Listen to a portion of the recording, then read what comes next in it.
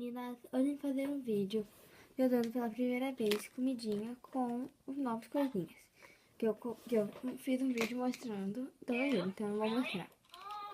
Vou usar o suquinho de laranja, o pratinho, o garfinho, a colher e esse negocinho que é macarrão.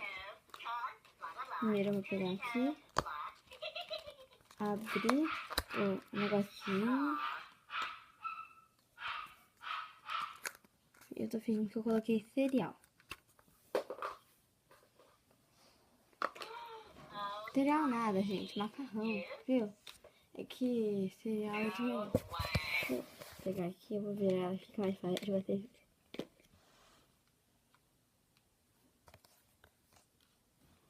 Eu não vou dar de verdade, porque meu bebê já comeu e ela pode ficar malvada se eu dar muita comida.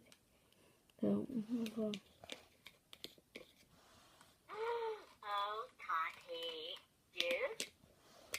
Ela tá falante.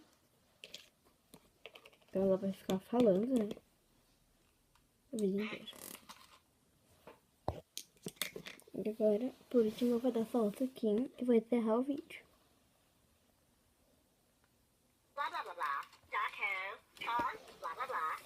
Bom, obrigada por assistirem.